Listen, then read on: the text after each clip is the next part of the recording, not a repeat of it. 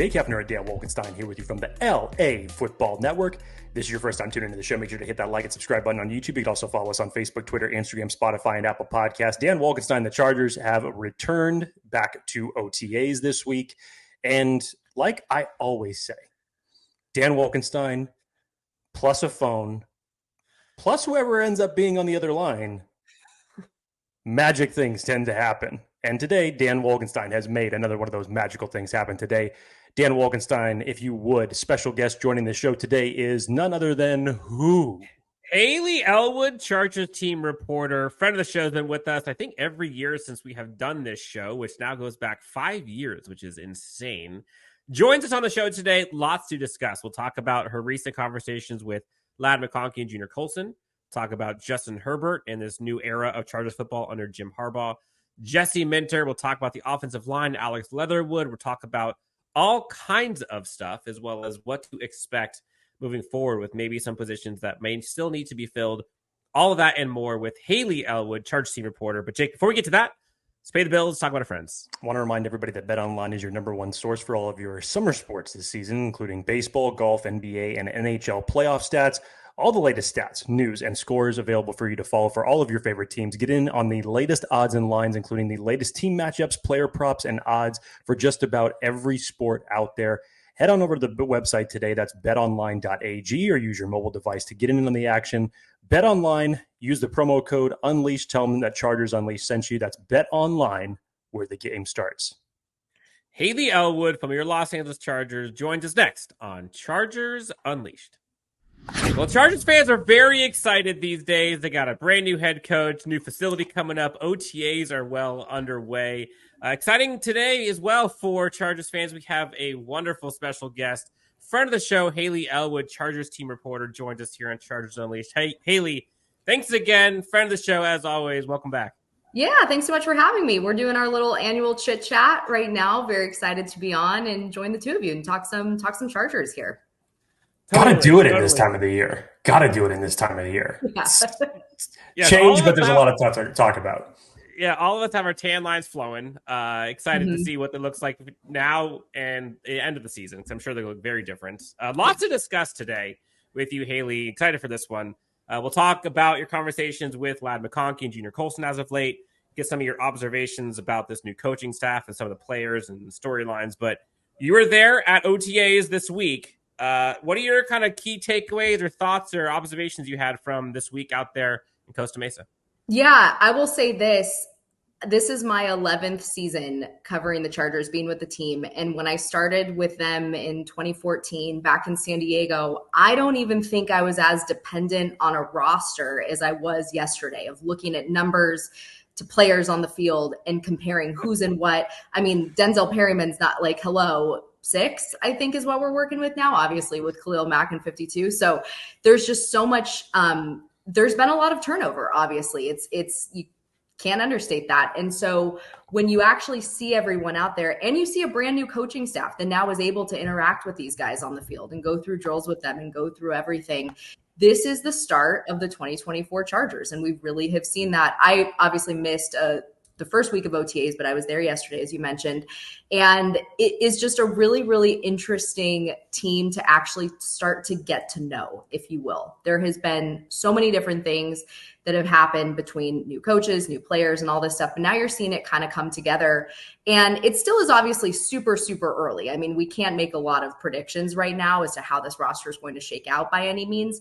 But what I will say is, to get everyone on the field, they've had great attendance. It's awesome seeing guys like Khalil Mack and Joey Bosa out there, especially during OTAs when this is a voluntary time as well. But when all these things happen, it's just been really good to see. And it was kind of fun to just sort of like, again, see the little seeds kind of start to get planted here for what's going to come in 2024. Yeah, and I will say, I think you're spot on. I can't tell you how many times I've looked at some of the photos from the team as they've come out, and I have to reference the roster numbers. I'm like, wait, 6, 1, 9, who's 0? I don't remember how many, or another season where I've had to do that more than now. And it speaks to, this is a new team and it's a new era, and it's going to take some time, and they're not done. We just saw Alex Leatherwood was just signed yesterday. So, you got a chance to speak with a few of the players and some that are very exciting for Chargers fans. A new wide receiver, possibly wide receiver one of the future for Chargers, and Ladd McConkey. And then the linebacker who Jake and I have been gushing over and believe will have arguably more impact than any other rookie drafted by any team, not a quarterback, because of what he is bringing from Michigan. You got a chance to kind of sit down with both of them. What were some of your takeaways with Ladd and with Junior Colson? So I'll start with Ladd, and not just because he went first when we literally sat down with them. I think it's important to really stress the impact that playing at Georgia has had on him. And obviously you can look at guys that come from big schools and the production they had and be like, oh yeah, I mean, obviously it's a D1 program. He's won national championships, like all these things, right? But what he talked about with me was specifically how his versatility is something that he really honed at Georgia, that it was because at Georgia they moved him around so much that's how he became this true inside-outside kind of dual threat receiver.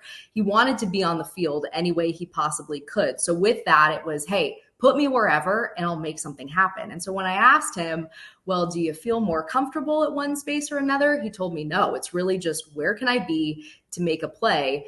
And I think that's huge now coming into this Chargers offense, because he also is someone who's been described as very quarterback friendly. And now being paired up with Justin Herbert in this new offense, that's going to be really key. And he said these reps that they're getting right now are obviously extremely critical. As I kind of talked earlier about the seeds kind of starting to be sown, this is where you're going to see that camaraderie develop.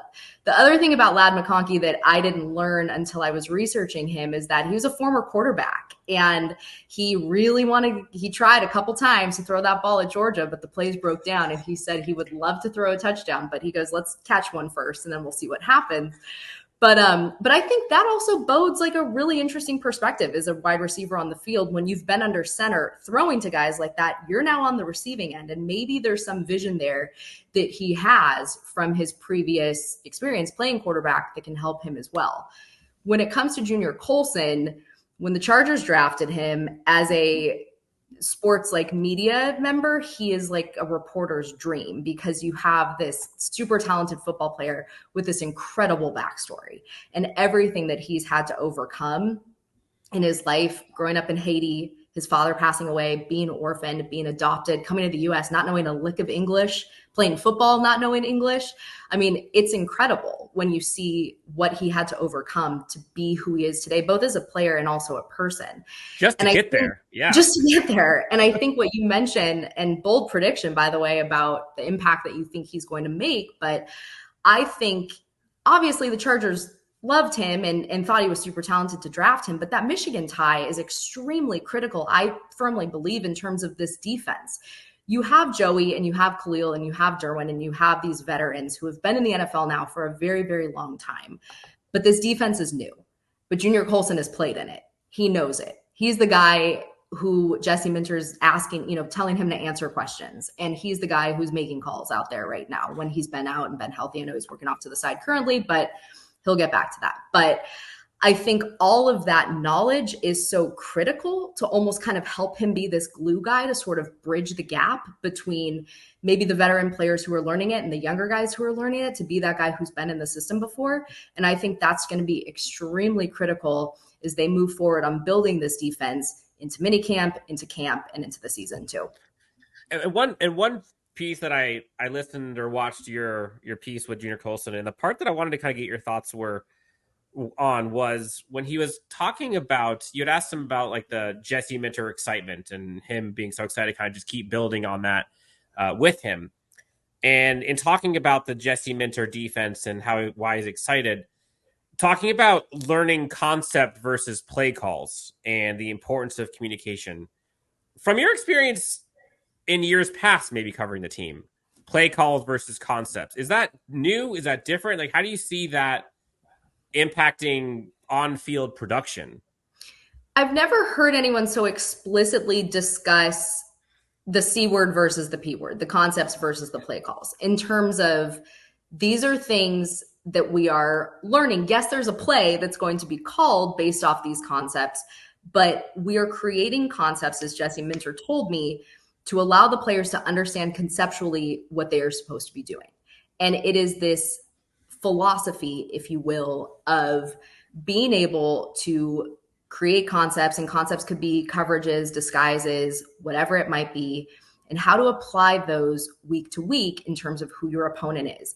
And with that comes another C word, which is communication. And that is something that Junior Colson told me, because look, I asked him, to your kind of question, Dan, it's like, I don't play football. So what does this mean? And who better to ask than someone who's actually been in the defense before? And he told me these concepts also go along with communication. And he said, comms are paramount in this defense. It is so important to communicate, because you have to understand what you're doing, what everyone else is doing. But as Jesse Minter told me, it's never too much. They make it so digestible, because the goal is to take what you do and you build it around your best players and their best attributes.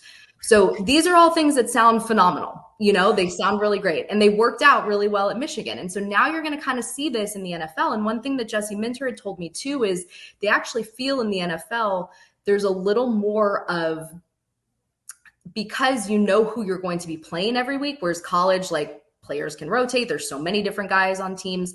In the NFL, you pretty much know, granted, given catastrophic injuries here or there, who you're going to be facing. So he kind of feels like it's going to be a little more applicable and a little more easier is not the word I want to use, but attainable to kind of use these concepts now in the NFL, where you kind of know who you're going to be playing week after week. And so I think all of that is super interesting. And Chargers defensive line coach, I wrote a note, Mike Elston said yesterday that Minter is the best game day coordinator he's ever been around, which is super high praise. And that's something I think that, yeah, you said Chargers fans should get excited about, because that's what this comes down to, right? Winning on game days and having a plan. And we'll see how it all shakes out. But I think this philosophy now, and I think, again, it kind of goes back to the importance of having someone like Junior Colson, who has been in this system before, being able to kind of understand and explain to maybe some players who might not get it quite yet, how it's all going to shape out. Hayley, this is the first time that we've had you on since Jim Harbaugh was named the head coach of the Chargers. And since his arrival, the coaching staff has been retooled, rebuilt in his image, along with Joe Ortiz. This team has now been rebuilt and retailored into the vision that he wants for what he's going to put out there on the field. And we've seen some little nuances here, even from Ben Herbert talking about attention to detail and some of the drills that we've been seeing out there in practice. Just from your perspective so far, what do you see have been the biggest changes, and whether it's just the little things to the big things to the message that's been putting out there on the players? What's your perception on everything that's taken place thus far? I think we're seeing a new kind of culture take place here within the Chargers. And that culture kind of comes down to this team means business, and this coaching staff means business. And I laughed because Denzel Perryman was at the podium a week ago or so, and he was like, this thing's a whole different structure. And he goes, look, I wasn't here the last couple of years, but Jim Harbaugh has a whole different structure. And someone had asked him, were you asking questions about the defense? And he's like, no, I'm just asking about running, like how much running we're doing right now. Did you guys do this at Michigan? Because holy moly, this is new. There were some different drills that we saw at OTAs. There were some different kind of nuances. One kind of cool thing too, when the players are stretching, it's just the strength and conditioning staff that's on the field with them. And then all the assistant coaches and position coaches kind of hang out to the side. And then when it's time to get into actual practice, they all ran out. And I had asked someone who had been at Michigan, is this something that they did? And they told me no, but it's kind of just this like hype too that was like brought to a May practice. Like it's it was May 29th yesterday, and these guys are revved and ready to go. So with no music. Yeah, with no music, yes, no music. That has also been a thing. And full uniforms, mind you. There were no pads that were on yesterday, but if you go to chargers.com, you kind of like look through photos or through the photo gallery, shout out Ty Nowell and Mike Nowak, our awesome team photogs, you will see these guys are in jerseys and pants. We are not wearing shorts right now. And I think that's kind of a signifier of that means business. And someone had told me at Michigan, it was practice what you play in. And that's kind of a philosophy that's sort of being, again, plant the seeds now. These guys are getting ready for a game day on May 29th. And I think one other thing I kind of noticed too was there's this also very like hands-on element that's happening. And it's not that other coaches in the past have not been hands-on, and I'm not saying that by any means, but really yesterday, again, with coaches being out there with the players and seeing it all kind of work together, I was very curious as to like, what is this collaboration like? And you see Nick Hardwick really getting in there. I think Hardwick would probably want to still play center if he could, and he's just like in there with the guys. And Jim Harbaugh with the quarterbacks. At one point, he was working with a undrafted rookie quarterback, Casey Bauman from Augustana. By the way, great song Boston from that band in the mid-2000s, Augustana, if that rings any bells. Anyway, it does. Working with him like on a couple step drops and different footwork and things like that. And I just thought that is so cool to have a guy like Harbaugh, obviously, working with an undrafted rookie quarterback and really taking the time to work with him, to pull him aside, to work on things with him. And so I think you're seeing all of this, again, just kind of come together. But there are certainly some definite different nuances that we have not seen with the Chargers. And I think it's going to be tough. I think, we've seen the strength and conditioning staff. They mean business. And it's going to be really interesting when camp rolls around, kind of what that format is like and how different that's going to be to different Chargers teams in the past. But I think now it's getting these guys in this mindset of getting ready to go. And even like if that means you're wearing something that you're going to be wearing similarly in the fall, let's put it on now and just see what happens, because we're ready to go even out here in May. It is interesting. It is interesting you mentioned the collaboration. Sorry, didn't mean to cut you off, Jake, but it resonated with me because I was listening to Bud Dupree talk yesterday, and he was saying how it was wild seeing Jim Harbaugh like on the sleds or whatever it was, like in the fire. He's not used to that, and you remember seeing that with Mike Vrabel back in the day when he was with him. And then you hear in your interview with Junior Colson talking about Navarro Bowman, who thinks he can still play and get after it sometimes, and Nick Hardwick, and in all of this. It feels so much more energetic and lively and collaborative that we were just not used to that. And the group think, I think, is something that gets a lot of people excited, and no one's above anything else, and they're all in it together, it seems. So, no, I'm 100% you're right. Yeah, I think that's a good point. I think, too, when you look at some coaches like Bowman, like Hardwick, former players, Bowman specifically, who played under Jim Harbaugh. These guys are not that far removed from NFL, from their playing days in the NFL. So you kind of have also this like age gap that's almost being bridged with, even though Junior Colson was like making fun of Navarro Bowman, or he says like I gotta blurry. Tweak him down. However, I did not realize that Navarro Bowman and I are the exact same age. And if I knew that in that interview, I would have been like, whoa, buddy, let's not, let's respect our elders here. Shots fired at your interviewee. But you see that, and I think it's cool to have these guys kind of relate, and then specifically someone like Navarro Bowman, who knows the exact teaching philosophies, who has been and worked under Jim Harbaugh before, can now implement that to his position group as well. You mentioned Jesse Minter just a couple minutes ago, Junior Colson's relationship with him. I wanted to talk about just in terms of his plan overall as a defense. You had mentioned the comments that Mike Elston had made yesterday at the podium. I remember comments that he had even made during the national championship week when he talks about best timing of the right play to dial up for what Jesse Minter brings to the defense.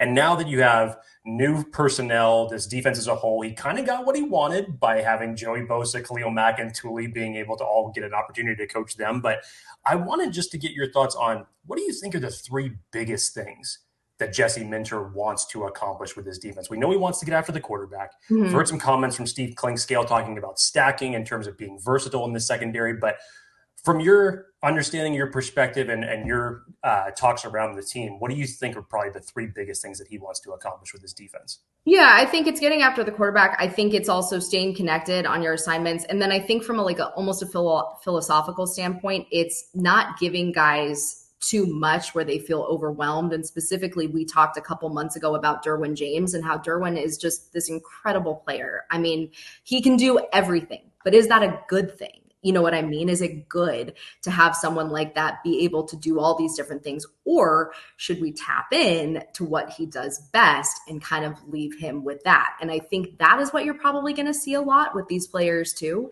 is them really doing what they do best and being able to hone those skills and being able to almost play freely. I think he told me it's like 50% what we play, but 50% how we play as well with this defensive scheme. And so all of that kind of coming together, I think is just going to bode for a really interesting defense that is, predicated on disguise and different coverages and being able to kind of, maybe keep people off their game. I mean, that's something we also talked about is like, look, I asked him point blank, you got to Michigan and the goal was we need to beat Ohio State. Well, now that you're in the NFL, the Chiefs are in your division and they're going for the three-peat this year. So like, how do you do that? And he goes, and he's like, but look, we're up for the challenge. And I think I've also never really heard someone be so candid about something like that, that that this is your biggest, it's the AFC's biggest opponent, but they are literally your biggest opponent because they are in your division. And so even to win the West, you're always going to be fighting with them.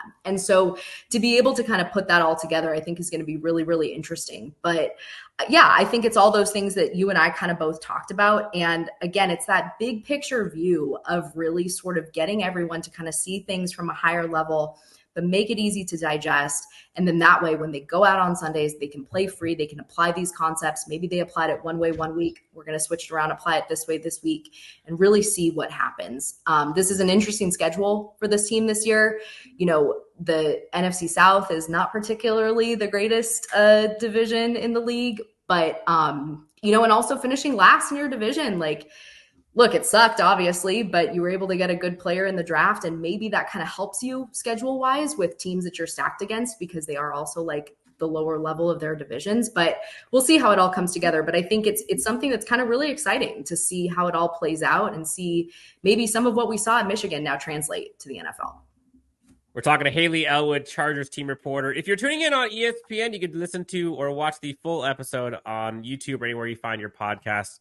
Hayley, a couple more for you. I always love getting team perspective from folks who are in the building constantly because so much can be put out there on video and on pictures, but the real stories and understanding from people who have conversations, I think is what really helps me understand this team more. So thank you. You mentioned earlier, it's so hard when there's so many new players on a team to kind of get a feel for just how much has changed. And it's amazing, the overhaul that we've seen. And there's so much that they had to do, but I think we all would agree that the job is not done. Mm-hmm. And there are still some, in my opinion, positions that could probably use some more work. In terms of like missing pieces or maybe the components, because we know they couldn't get everything done in 1 year. Totally. There's no way.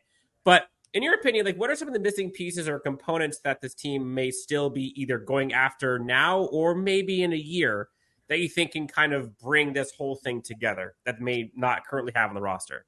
Yeah, I think maybe if you look at position groups, maybe cornerback is one that job isn't totally finished yet for this season. And obviously you added a couple guys in the draft. You brought on Christian Fulton in free agency, but I don't know. It kind of still feels like there could be some work that could be done there, at least maybe finding some. There's still a lot of big veteran names out there, Xavier Howard, Stephon Gilmore, like older players, obviously, but maybe just some veteran depth, which we've seen this team bring in now over these last couple of weeks with some different positions. So I think that could kind of be one.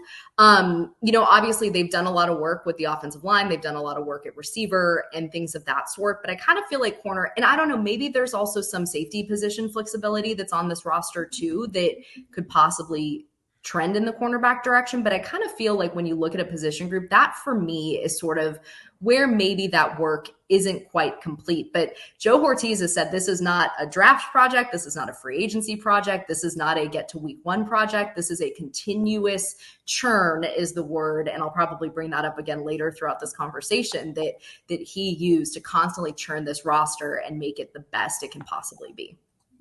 You were mentioning Joe Ortiz and what he's done with the roster. One thing that he and Jim Harbaugh have obviously talked about is competitors welcome.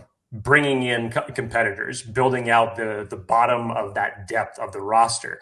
And given that, and especially even given now that you have so much turnover in a year from a coaching and player perspective, which players do you feel are entering this season with a chip on their shoulder, with something to prove? Or which ones would you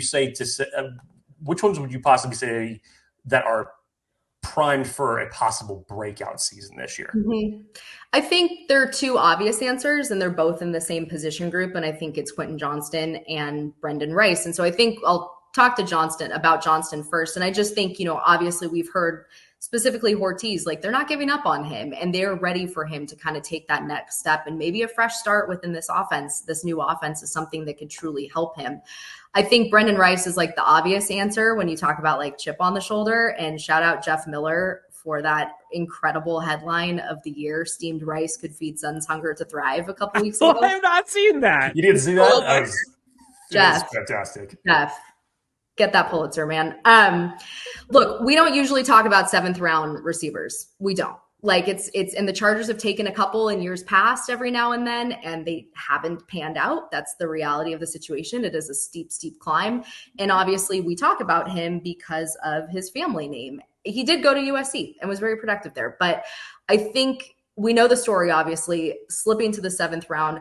I think, though, the reason we also talk about him is because this wide receiver room is very different and there's possibly a lot of competition there. And I think he could maybe be someone who could break out, but he has to be able to do the work. And that's actually something that he told Gilbert Manzano from SI. I think Gil was at the rookie premiere and kind of asked Brendan about working with Jim Harbaugh.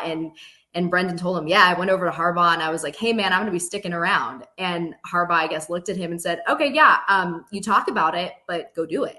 Like, you need to go do it. Actions speak louder than words. And so that is where now, though, we will have to see over these next couple months. And I think in the preseason is going to be really big too, which preseason for me is going to be very interesting. Like, are the starters going to play? Like, there's so many questions that are going to happen there for me personally. But I think those two guys specifically, and I think that also just kind of though speaks to the wide receiver room as a whole right now and how different it is. Obviously, you lose Keenan and you lose Mike, but how much competition there might be for some guys to actually like carve out key roles in it. Jim Harbaugh has not minced words since he arrived that the number one priority for him was to protect Justin Herbert and rebuild this offensive line, make it stronger. Obviously, they did that with selecting Joe Alt with number 5 overall in the NFL draft. And they've done some retooling a little bit, as it looks like, in OTAs thus far, still trying to find that right starting 5 combination. We've seen times where Trey Pipkins is kicked inside to right guard and Joe Alt is playing out there at right tackle with the ones. We've seen a rotation with Jamari Sawyer at right guard, right tackle. You brought in Alex Leatherwood yesterday to, again, reinforce this offensive line. Obviously, Bradley Bozeman, a new center. What do you take away from this, is just in terms of still kind of putting forth the message that Jim Harbaugh has set forth in terms of just wanting to make this the strongest that it could be as it relates to the offensive line? But do you see any particular combination that you're in favor of? It's too soon, man. No, I'll say this. I think that I think the right guard competition is going to be a huge, huge competitive spot once we get into camp.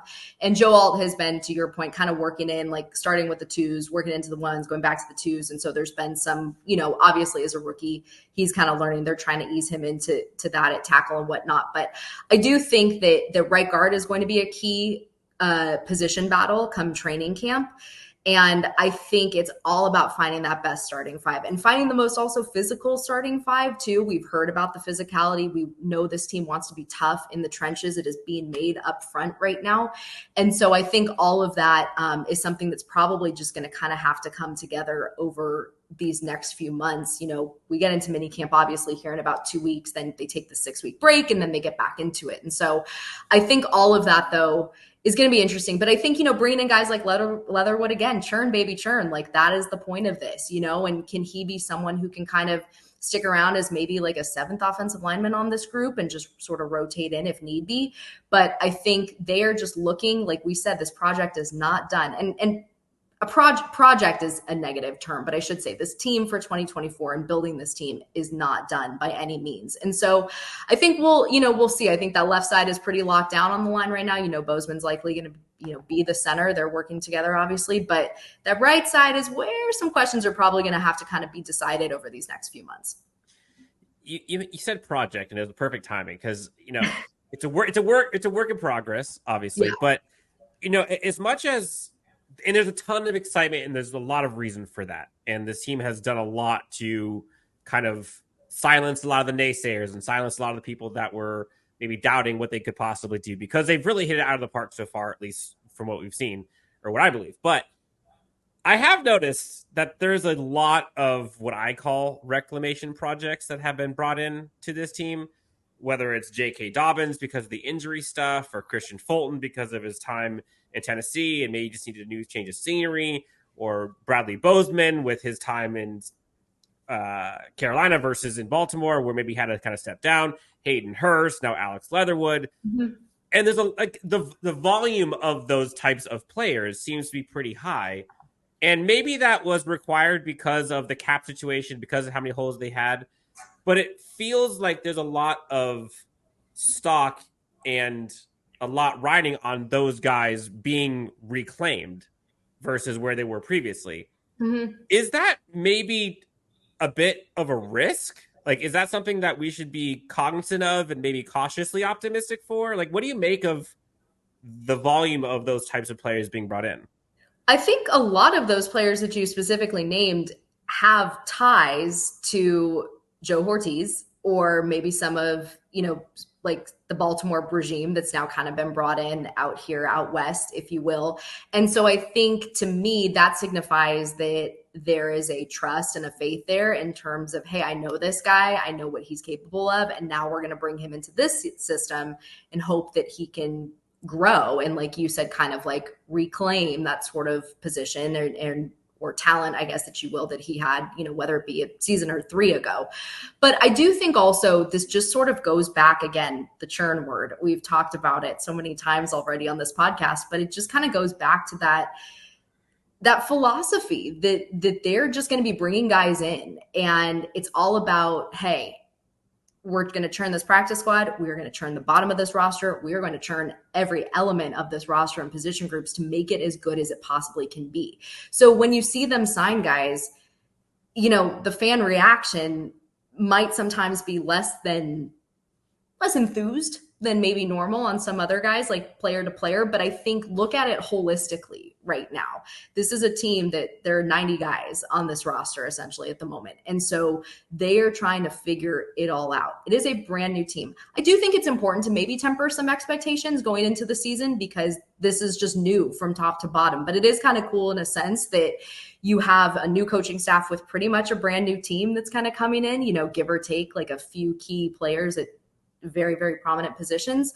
But I do think that, this is a time where they're just working through it, and don't live and die by the transaction, I guess, is kind of what I would say, and just sort of trust and have faith that, they're kind of working through their philosophy. And this, but again, it's new for all of us, right? Because we've been, seeing this Chargers team under one regime for a very long time, different coaches throughout the last like 10 plus years or so.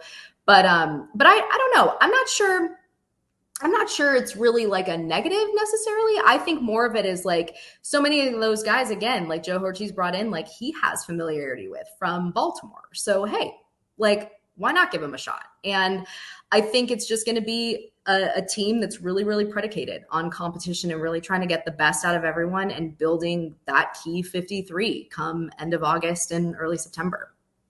We got a couple more for you, and we'll get you out of here, Hayley. And I think you mentioned Brendan Rice. We talked about Quentin Johnston a bit. Let's talk about the receivers here for a sec, because I think the part that has Chargers fans excited is it feels like there's legitimate juice on this group that we haven't seen before. That's no shade to the guys we had previously, but there was some athleticism and speed and dynamic playmaking abilities that were just feeling a bit lacking in years past, which are now on this team in many different flavors. What are your expectations of the wide receiver room? Because it just is so different than we've seen here. And it seems a lot deeper, where the precipitous drop off from wide receiver 1-2 isn't nearly as wildly deep as it has been in years past.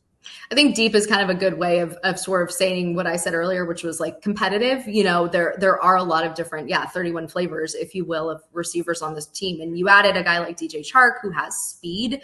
And you said like that's something that, the speed element. To me, also Darius Davis, like how does he get involved in this offense? And he's been kind of the deep guy at points during OTAs. I think for me, though, I'm also very interested in, and we're not talking about him a lot, but Joshua Palmer is still here. Totally. And Joshua Palmer has obviously had some, injury history over the last couple of years. But when you have gotten to know him, as I have over the last few years, he is such a student of the game. And I think it was 2 years ago, he specifically told me he was watching like every cut up of Keenan he could possibly watch from Keenan's entire time in the NFL. And he was always in Keenan's ear asking him like, this release, that release, getting it out of this, and all these different things, and just really, really wanting to know. Well, Joshua now has the opportunity to be the number one and be the elder statesman in this receiver room. And so I just think also the fact that he has camaraderie with Justin Herbert, how, building off of that. And so I think it's such an interesting group, but with so many new faces, we haven't really talked about the one guy who's been here the longest, and that's Palmer. Yeah. And so I just think it's going to be, again, really interesting to see how it all shakes out, and how we also I don't think we've heard from him yet and really get his thoughts on what this offense is like, and working with Coach Lyle and all these different things. And so I think, like you said, it's deep. There's going to be a lot of competition. I think this is a battle throughout camp too, that we're going to have to see unfold, because there are only so many roster numbers that can happen. They can, a position group can obtain. But you're -2 already with the losses of Keenan and Mike. So, those guys are out. So who now is going to kind of take these spots and fill these roles? And then who can also kind of be added to the mix? Who can really shine in terms of what can they show throughout camp and throughout the preseason, if need be, that can help them earn a spot? And I think when you look at position battles and you kind of look at what's to come this offseason, I think that's going to be a really, really interesting group to watch. Last one, Hayley, and we'll get you out of here. I'm not sure how long on any of your segments that you go before you start mentioning number 10, but we just went about 34 and a half minutes without even talking about Justin Herbert. So we're going to finish with Justin Herbert on this one. Justin Herbert's now on his third head coach, his fourth offensive coordinator since being in the league. And I know it's early days in OTAs, and we all know how he approaches the game in general. But is there anything that you have seen from him, or, just from the time that Harbaugh has arrived, or even from the draft, and in terms of gearing up for this time of year, gearing up for next season, that either a different approach that he is taking, just his philosophy going into this year? What have you seen from that perspective with Justin Herbert? So we haven't directly heard from him yet, and I haven't specifically talked to him to get kind of his take on all of this, and I'm sure we will over the next couple weeks, especially with mandatory minicamp on the horizon. But I think, watching kind of everything transpire on the field, it looks, again, very collaborative. And Greg Roman, when I sat down with him, and there's been a lot of discussion on this offense and how Justin Herbert's going to be incorporated, and you like to run the ball, all these things, right? He goes, look, our job as coaches is to identify the good that is there and bring it to life, and bring Justin Herbert to life. And so when you hear that, sounds great. And that sounds awesome. I think a huge element to this offense, yes, it's new. Yes, it's the umpteenth system that he's been in. But another thing that I don't think is being discussed enough is the return of Shane Day as quarterbacks coach, and someone who I know, and people within the building know, Justin Herbert has a very strong relationship with, and to bring him back into the fold. And I think that also says a lot about, look, I do not know if he was consulted on this hire by any means, but what I will, kind of talk out loud is, I think it's cool that Jim Harbaugh recognized, like, hey, this guy and this coach had a great relationship. Let's bring in someone who he's familiar with to make this transition, this, again, umpteenth transition that he's been through, a little easier. And so watching the two of them out on the field, it's like old times, from a couple of years ago. And so I think that familiar face is huge in terms of kind of bridging all of this together. And I think it's kind of cool. I'm interested to kind of hear what he has to say about Harbaugh, especially as a former quarterback, and just how that kind of all unfolds. But I just think,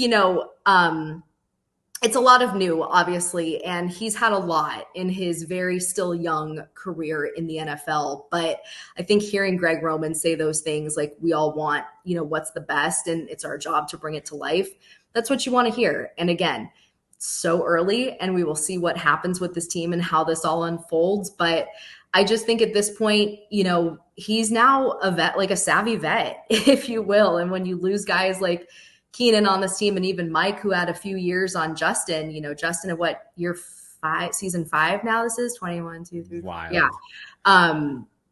You're getting up there, man. And this isn't like, not that the training wheels were ever on with him, because they came off immediately in week 2 of 2020, but he's now like a true veteran on this team. And I think It'll be fun to see how it all comes together, and also just kind of fun to hear. But I do think the return of Shane Day has been really, really big. And I think it's been very cool to see someone like Jim Harbaugh, who could truly bring in, I'm sure, whoever he wanted to be in that role as quarterbacks coach, as the actual position coach for that group, to now bring Shane Day back and know that those two were pretty tight and have that familiarity there for Justin.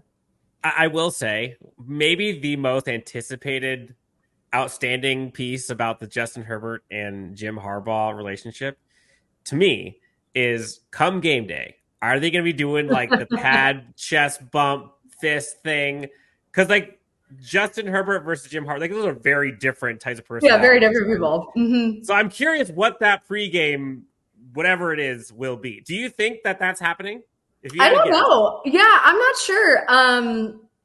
Didn't happen yesterday. Didn't see that. I can tell you that much. There were no pre-OTA bumps, if you will. I do find it very interesting. He's in a gold non-contact jersey right now, which is like, it's very striking out there to see this like gold jersey, which is kind of cool instead of the normal like red ones that you see.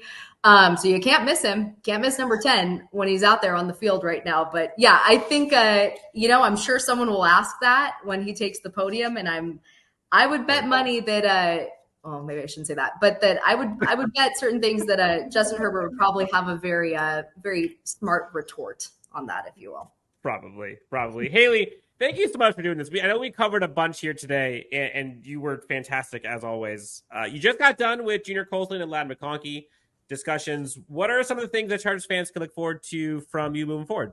Yeah, we're trying to kind of sit down, hopefully, with a couple position coaches over these next few weeks before the break to mini camp. I'm trying not to name names because we're trying to get the asks in and everything like that. But it's between us. No one needs to know. It's between us and all of our nobody listens.